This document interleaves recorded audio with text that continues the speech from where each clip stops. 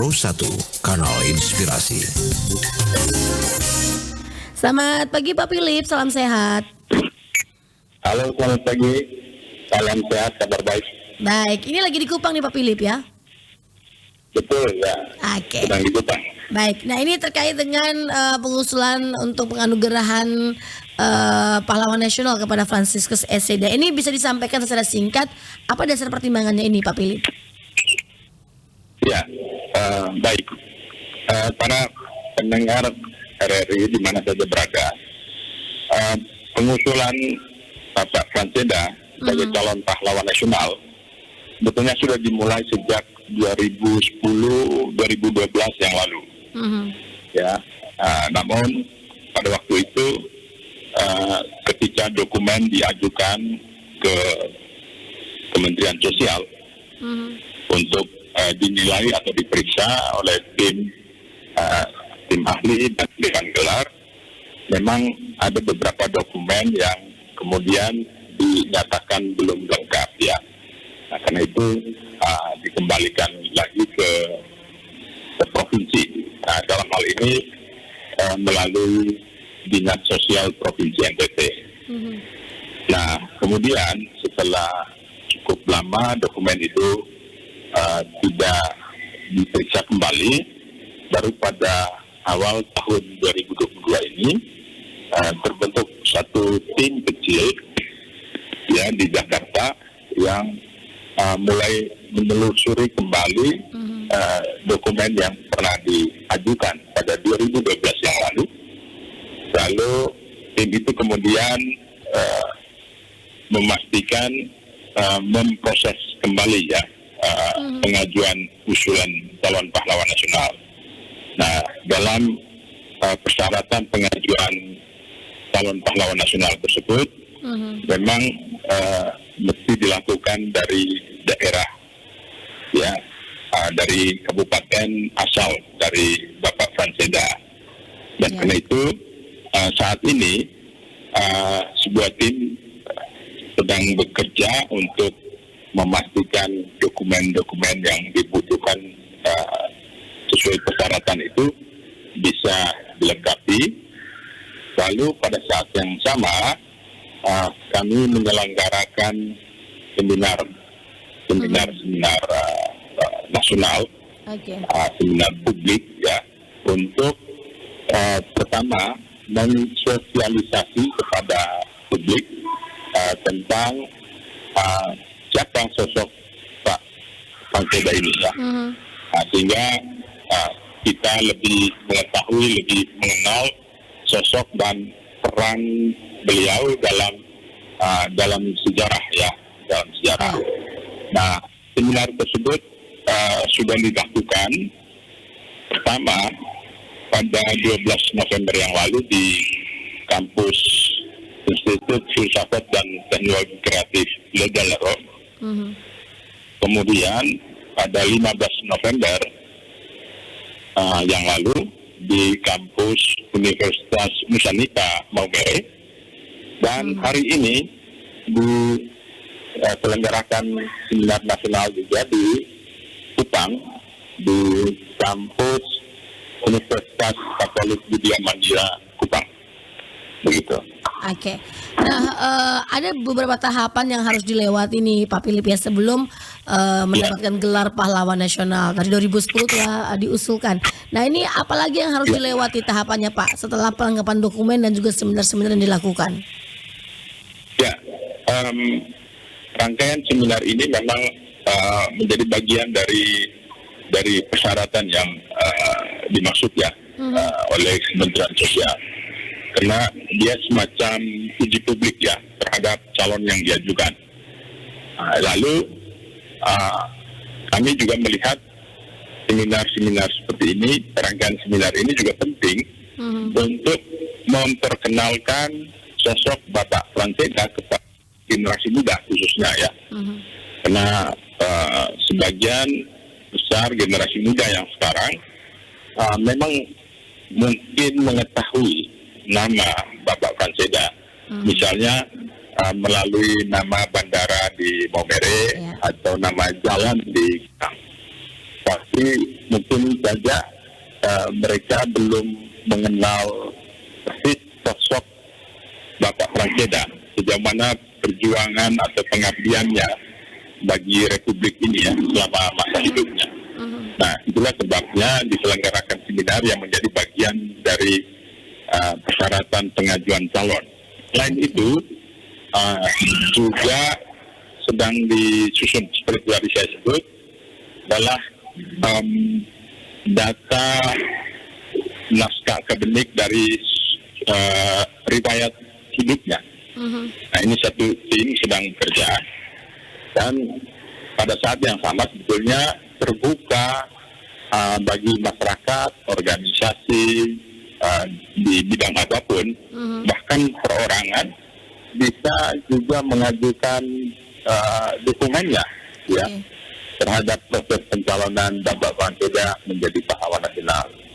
Nah, ini penting untuk menyatakan bahwa memang sosok Bapak Pranceda memang dibutuhkan menjadi teladan ya, menjadi teladan bagi generasi yang sekarang maupun yang akan datang. Karena kalau kita melihat atau mengetahui bagaimana peran atau keterlibatannya dalam sejarah perjalanan Republik ini, ketika Pak Pranceda dipercayai untuk mengemban berbagai tugas sejak masa pemerintahan Presiden Soekarno, Presiden Soeharto, bahkan ketika pergantian pemerintahan dari Presiden Soeharto ke Presiden Habibie sampai Presiden Gus Dur, lanjut lagi ke Presiden Megawati Soekarno Putri. Dan itu terlihat bahwa Pak Pranceda ambil bagian dalam perannya, meskipun pada masa-masa terakhir ini tidak lagi secara resmi duduk dalam pemerintahan karena usianya sudah lanjut, tetapi masih dimintai pendapat, pandangan, pikirannya bagi sejumlah kebijakan yang akan diambil oleh pemerintahan pusat.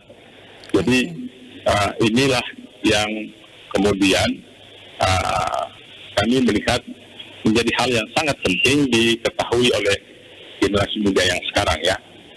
Dan kita ketahui juga bahwa keteladanan seperti ini memang dibutuhkan ya untuk generasi yang sekarang maupun yang akan datang. Karena bisa membangkitkan semangat nasionalisme yang tinggi sebagaimana diperankan oleh Bapak Pranceda selama masa hidupnya. Itu salah satu ya. Nah kemudian ini Pak Philip, apakah ada target yang ditetapkan untuk pengusulan gelar pahlawan nasional ataukah memang ini mengikuti alur saja nih Pak? Ya, kita berharap bahwa dengan proses yang sekarang sedang berjalan, kita berharap tentu semua dokumen atau dan semua persyaratan yang dimintakan oleh Kementerian Sosial bisa dipenuhi dan dengan dukungan dari semua pihak ya, semua pihak tidak hanya dari Flores atau NTT, tetapi dari semua pihak secara nasional.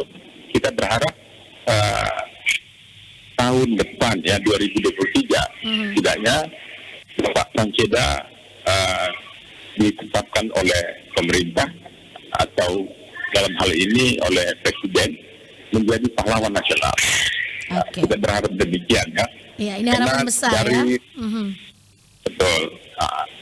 Dari dua seminar yang sudah terselenggara di Ledalero dan di Unipa Maumere, terlihat bahwa sejumlah narasumber mengungkapkan bahwa kalau melihat sosok dan kiprah Bapak Pranceda, sebetulnya ini sudah menjadi pahlawan sebetulnya ya, karena ada banyak sekali hal besar yang dia terlibat melakukannya, sehingga mudah-mudahan ini menjadi perhatian dari pemerintah, dari Bapak Presiden, sehingga beliau bisa ditetapkan menjadi pahlawan nasional.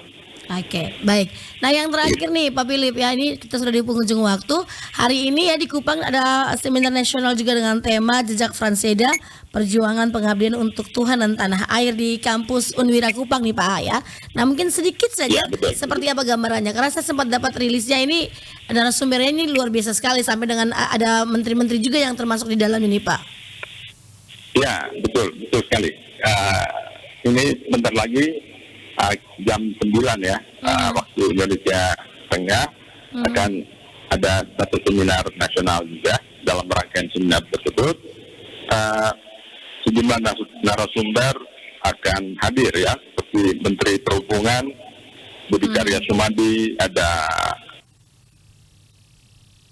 Mas Suta Dharma Sastra, ada Ibu Pendeta Ira Desiawanti Mangilulo dari Universitas Kristen Artawacana, Pak Jamaluddin Ahmad, ini Wakil Ketua Umum Majelis Umat Islam Indonesia, ya, NTT.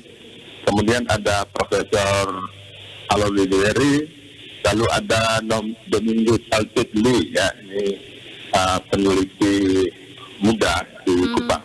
Nah, berbagai narasumber ini memang menyoroti berbagai aspek yang bisa dilihat dalam isi yang sangat multidimensi ya dari sosok Franseda.